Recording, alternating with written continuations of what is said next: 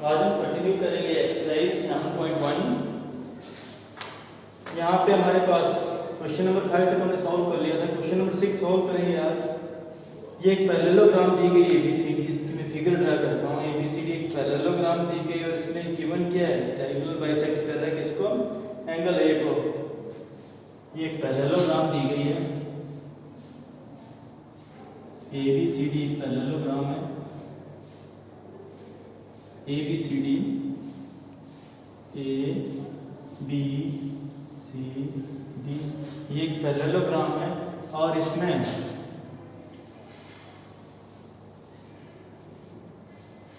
ये AC जो diagonal है बाइसेक्ट कर रहे हैं एंगल A को।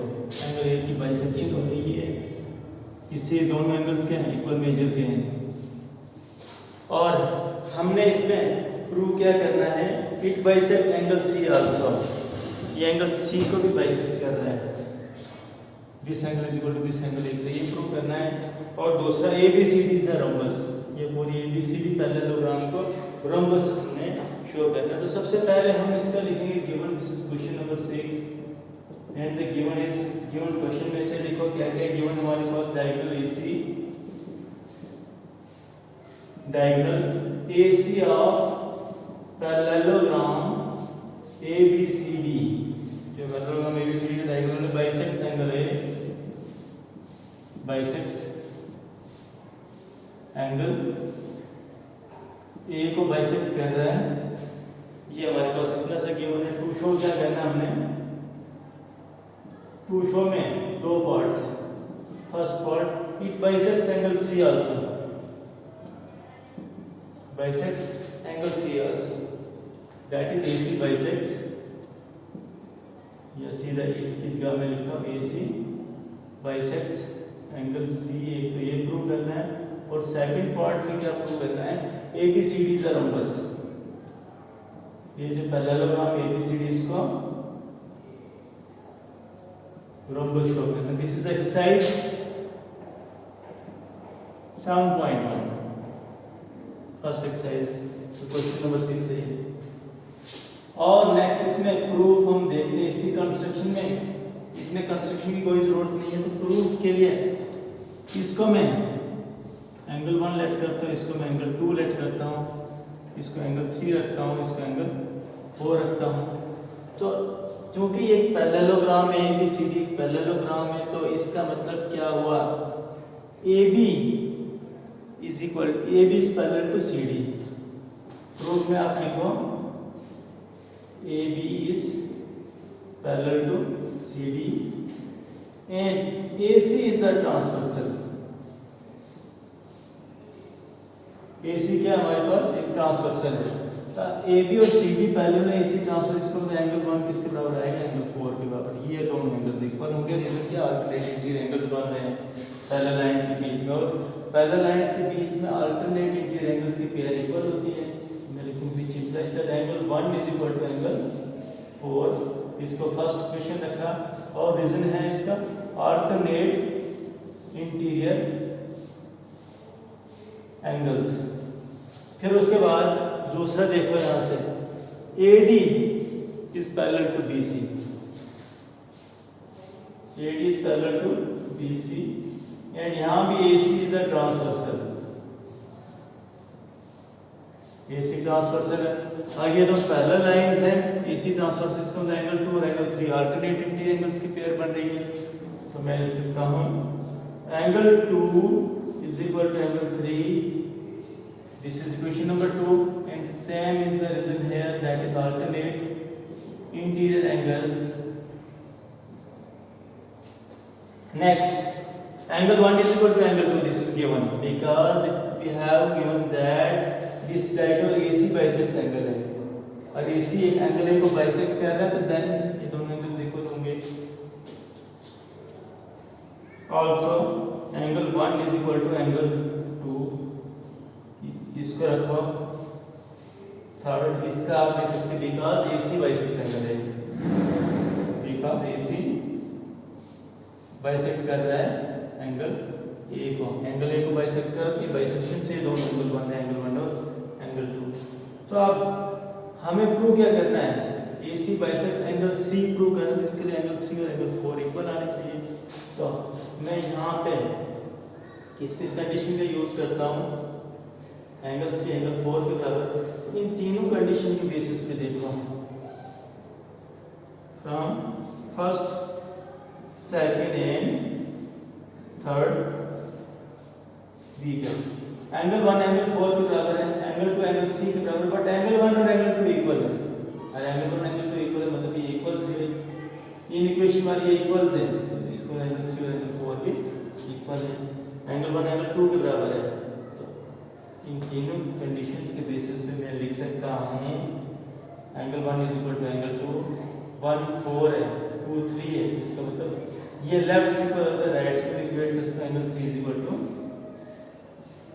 एंगल 4 के बराबर, और एंगल 3 एंगल 4 के बराबर है, इसका मतलब क्या हुआ है, दोनों एंगल्स इक्वल है, इसका मतलब देयरफॉर मैं लिखूंगा AC बाइसेक्ट्स एंगल C। एक पार्ट इसका प्रूव हो गया, इसका ये फर्स्ट पार्ट था। सेकंड पार्ट प्रूव करने के लिए देखो, सेकंड पार्ट हम प्रूव करेंगे तो इसमें क्या आ जाएगा, सेकंड पार्ट कैसे प्रूव करते हैं। First and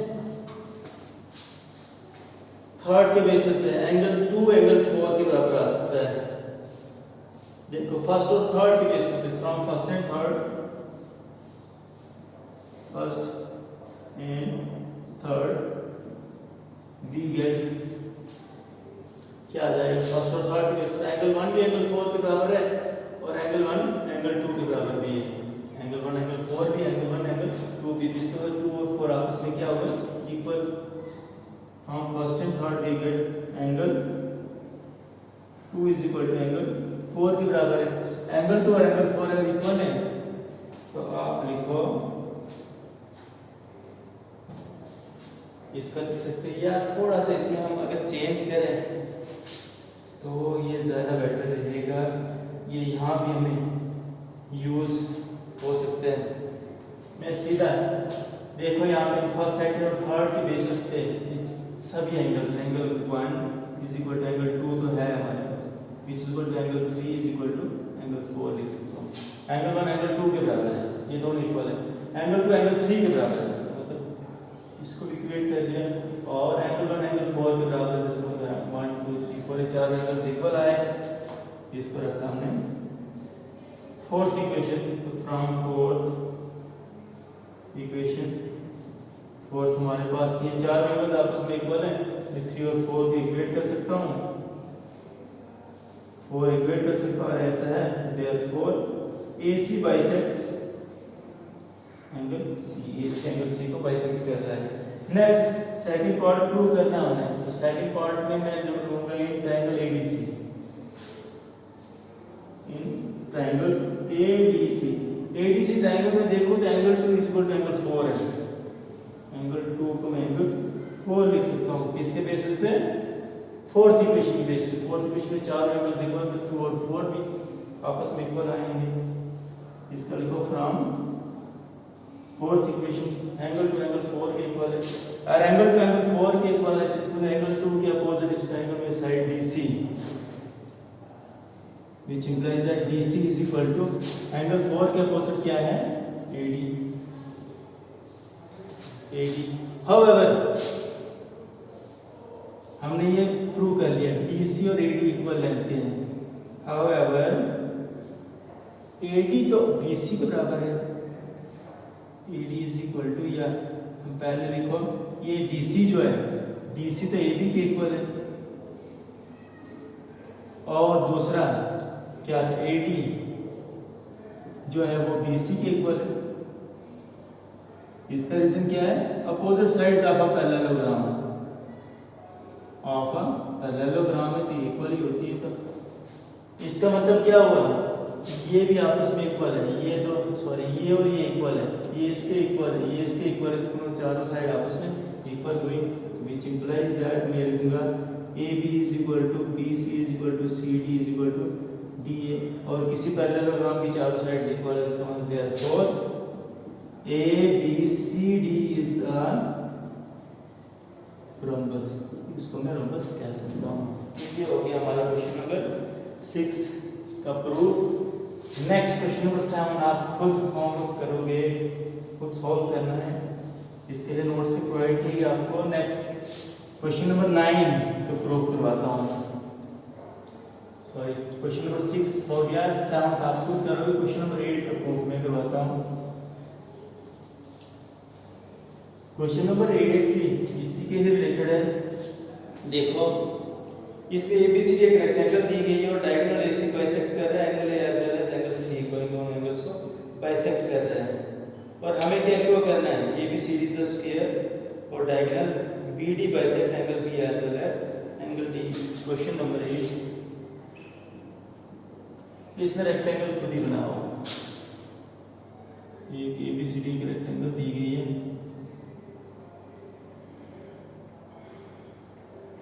this is A, B, C and this is vertex D। तो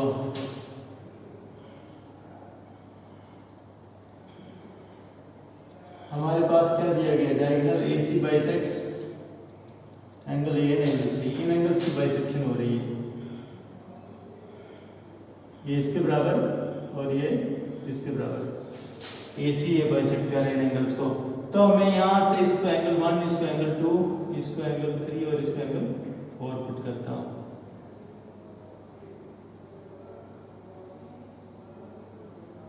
और हमारे पास गिवन क्या है, angle 1 equal to angle 2, angle 3 is equal to angle 4 के बराबर आएगा। और ये एबीसीडी क्या गिवन है, हमारे पास एक रेक्टेंगल दी गई है। तो यहाँ पे देखो,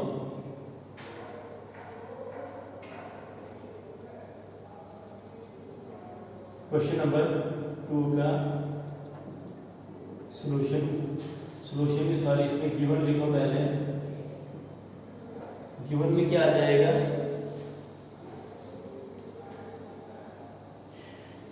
ABC is a rectangle in which AC bisects angle A as well as angle C. इसका गिवन आप खुद देखो क्वेश्चन में से। टू शो क्या करना है, गिवन तो यही है, ये दोनों एंगल्स इक्वल आ रहे हैं, एसी बाइसेक्ट कर रहा है तो एंगल्स इक्वल आ रहे हैं।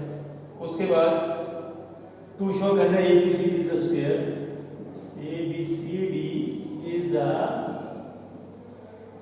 Square, this is first part. And second part क्या प्रूव करेंगे हम, diagonal BD bisects angle B as well as angle D.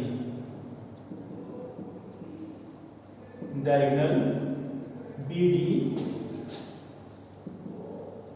Bisects angle B as well as angle D.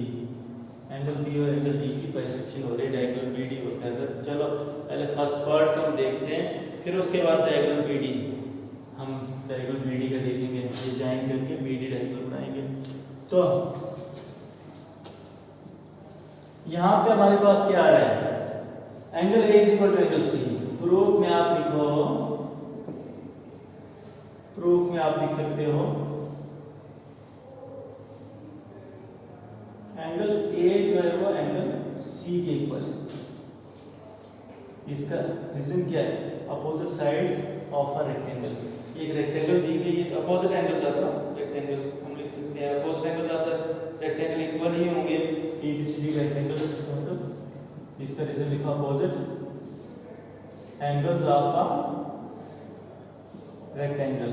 ये रेक्टेंगल के अपोजिट एंगल्स और आपस में इक्वल होंगे। Angle 1 is angle A equal to angle C implies that half of angle A is equal to half of angle C लिख सकता हूँ, क्योंकि हाफ से इक्वल आएंगे। तो हाफ ऑफ एंगल A में सीधा लिखता हूँ, एंगल A का हाफ को आप एंगल 1 लिखो और एंगल C के हाफ को आप एंगल 3 लिखो। Angle 1 is equal to angle 3 लिख सकते हैं इसको।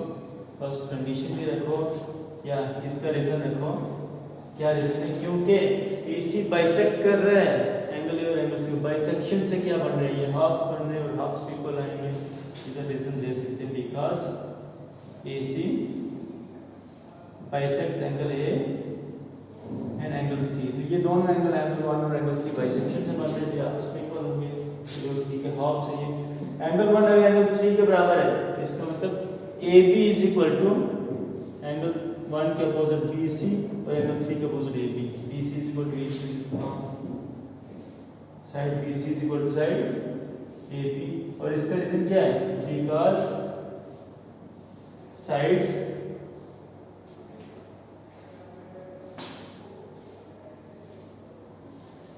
अपोजिट टू, अब इस ट्राइंगल में देखना आपने ABC ट्राइंगल में, और ये दोनों इक्वल एंगल है, इसका मतलब इनके अपोजिट साइड्स भी इक्वल आती है।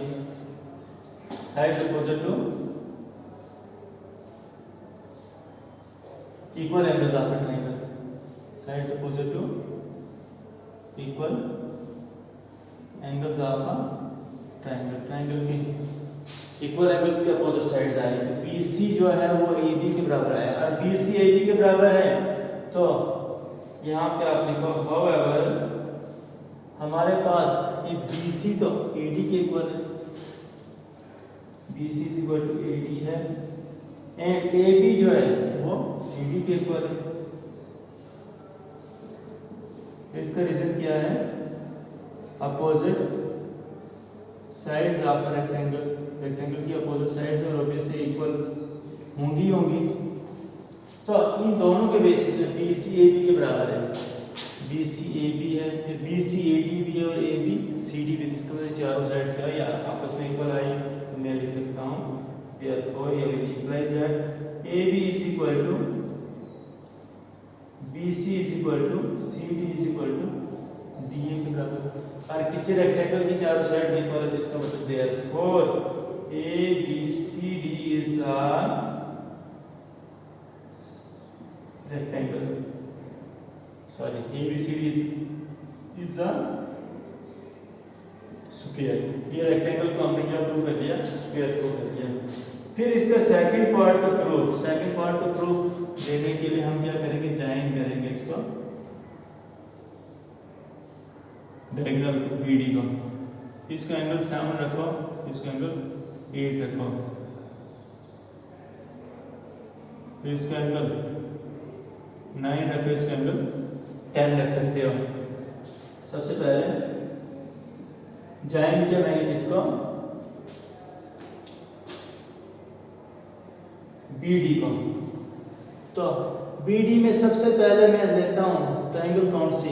Triangle ABC, angle 1 is equal to angle 3 हमारे पास गिवन था, ठीक है। एंगल 1 अगर हमारे पास एंगल 3 के, या मैं लिख सकता हूं this in triangles ABD low, ABD triangle ले लो, ज्वाइन BD ज्वाइन किया तीन ट्राइंगल ABD, ट्राइंगल BD से जो नीचे वाली ट्राइंगल बन रही है ABD, इस ABD ट्राइंगल में लिखूंगा तो इसमें क्या आएगा? AB is equal to AD लिख सकता हूं मैं, इन ट्राइंगल ABD में AB इज इक्वल टू किसके बराबर आएगा? AD के बराबर आएगा। और इसका रीजन क्या है? बिकॉज ये दोनों साइड्स ऑफ अ स्क्वायर है, साइड्स ऑफ अ स्क्वायर है, ये दोनों साइड्स इक्वल होंगी इसकी, क्योंकि स्क्वायर की भी साइड्स है, AB is equal to AD आया, और AB AD के बराबर है, इसका मतलब AB के अपोजिट एंगल 10, AD के अपोजिट एंगल 8 के बराबर आ जाएगा, तो इसका मतलब angle 10 is equal to angle 8 के बराबर। इसमें हम लिख सकते हैं angles opposite to equal sides of a triangle, triangle की इक्वल साइड्स के अपोजिट एंगल्स हैं। अगर एंगल 10 एंगल 8 के बराबर है, एंगल 10 एंगल 8 के बराबर हमने प्रूव कर लिया। फिर also angle 10 is equal to angle 7, angle 10 is equal to angle 7। इसमें क्या है? ये एंगल 10 एंगल 7 के बराबर क्यों लिखा मैंने? इसमें देखो ये और ये पैरेलल है और BD एक ट्रांसवर्सल है। इसमें आप लिख सकते हो alternate interior angles, alternate interior angles as AD is parallel to BC, AD is parallel to BC and BD is transversal, लिख सकते हैं इसका आंसर। फिर नेक्स्ट एंगल 10 एंगल 7 के बराबर है, एंगल 8 एंगल 9 के बराबर है, एंड यहाँ से एंगल 8 एंगल 9 के बराबर है, एंगल 9। तो यहाँ भी सेम रीजन है, क्योंकि अल्टरनेट इंटीरियर एंगल्स है और ये कैसे फॉर्म हो रहे हैं, कैसे फॉर्म हो रहे हैं, ये और ये पैरेलल लाइन है, ए बी और डी सी पैरेलल है, A B is parallel to D C and is again B D is transversal, B D is transversal. ये इन पे इक्वेशन रखो, इस पे रखो इक्वेशन नंबर, इक्वेशन कोई रखी कि नहीं रखी भी, इस पे रखो first, this is equation number second, this is equation number third. इन तीन इक्वेशंस के बेस पे देखो एंगल 10 एंगल 8 के बराबर है, एंगल 8 एंगल 9 के बराबर है और एंगल 7 एंगल 10 के बराबर है। तो 10 और 8 आपस में इक्वल है, 10 और 8 आपस में इक्वल है, फिर 10 7 के बराबर है, 8 9 के बराबर है। तो इसका मतलब ये सारे एंगल आपस में क्या हुए, which implies that from first second and third, from first second या इन इक्वेशन से यूज करो, पहले फर्स्ट और सेकंड का यूज करते हैं, from first and second, from first and second we get first और सेकंड के बेसिस पे एंगल 10 8 के बराबर भी और एंगल 10 7 के बराबर भी है। तो इसका मतलब एंगल 7 और एंगल 8 आपस में इक्वल हुए, angle 7 is equal to angle 8 के बराबर। और ये दोनों एंगल्स आपस में इक्वल है, तो मैं कह सकता हूं BD bisects, which implies that BD bisects angle B। और फ्रॉम फर्स्ट एंड थर्ड के बेसिस पे क्या आ रहा है, फर्स्ट और थर्ड इक्वेशन के बेसिस पे देखो, यहाँ पे एंगल 10 एंगल 8 के बराबर है, तो यहाँ पे यही एंगल 8 एंगल 9 के बराबर है, 8 9 भी है, 8 10 भी है, इसका angle 9 is equal to angle 10 के बराबर। 9 और 10 अगर इक्वल एंगल्स हैं, तो इसका मतलब क्या हुआ, therefore BD bisects angle B, which implies that BD bisects angle B। इसका मतलब BD B को बाइसेक्ट कर रहा है और यहाँ से B को भी और D को, इसका मतलब therefore BD bisects angle B as well as angle D। तो ये है इसका भी proof. Question number, this is not second, this question number 8। Question number 9 आप खुद देखोगे, क्वेश्चन नंबर 10 में सॉल्व करता हूं। 9th भी सिंपल है, 10th क्वेश्चन देखो, इसकी फिगर ड्रा करते हैं।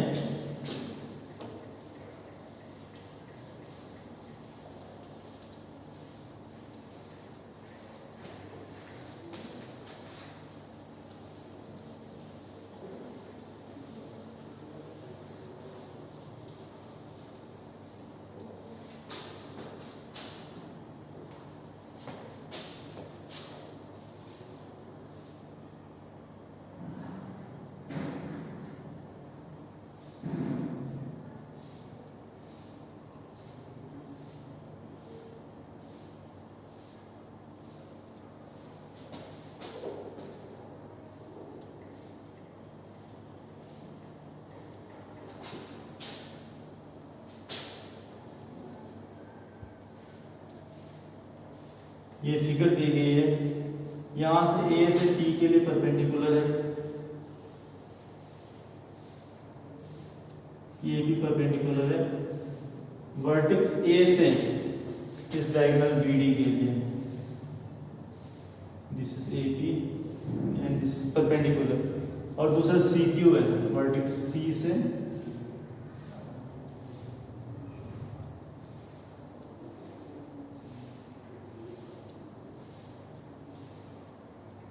This is C Q, vertex C से परपेंडिकुलर किसके लिए, डायगोनल बीडी के लिए।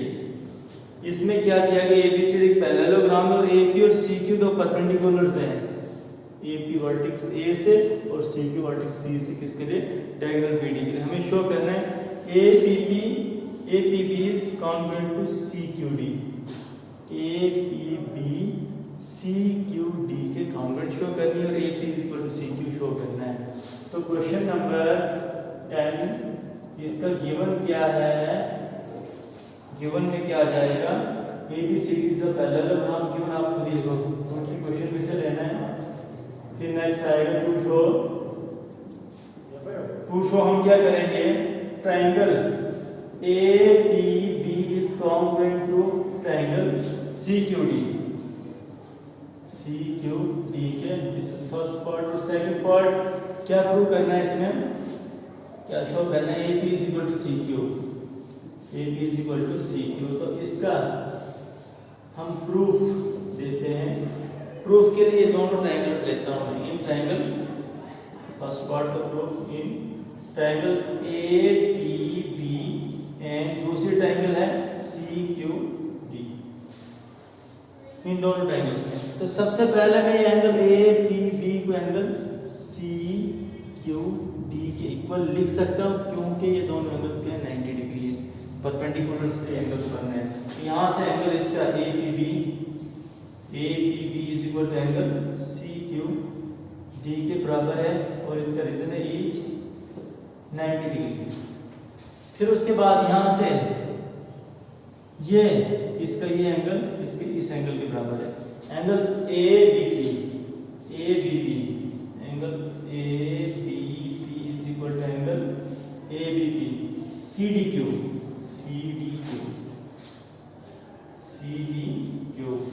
नेमिंग देखो कॉरस्पॉन्डेंस के अकॉर्डिंग, फर्स्ट थर्ड सेकंड, यहाँ first third second ABB CDQ ये एंगल्स इक्वल होंगे।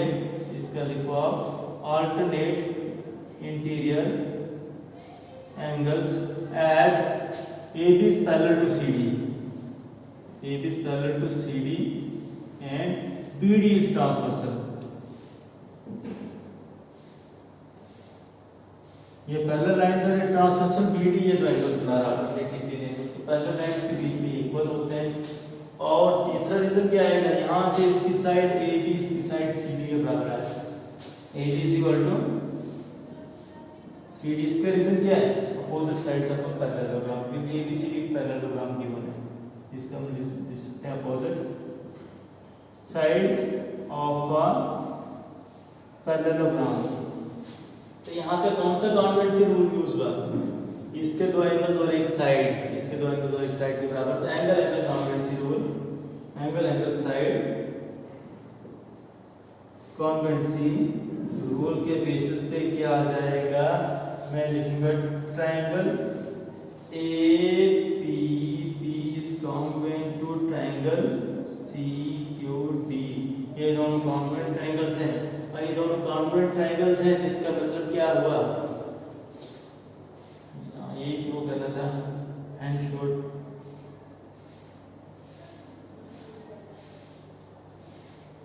Okay, first part. Second part को प्रूव करने के लिए अभी हमने प्रूव किया triangle APB is congruent to triangle CQD। APB और CQD आर कॉन्वेंट ट्रायंगल है, तो which implies that therefore मैं लिख सकता हूँ इसकी साइड AP, इसकी साइड CQ के बराबर, AP CQ के बराबर बाई CPCT, तो इसका सेकंड पार्ट भी हो गया प्रूव। तो नेक्स्ट हम इसके आगे क्वेश्चन है अराउंड 12 कल देखेंगे, इनमें से एक क्वेश्चन और कल पढ़ेंगे मिड पॉइंट थ्योरम और उसका कन्वर्स थ्योरम पढ़ेंगे।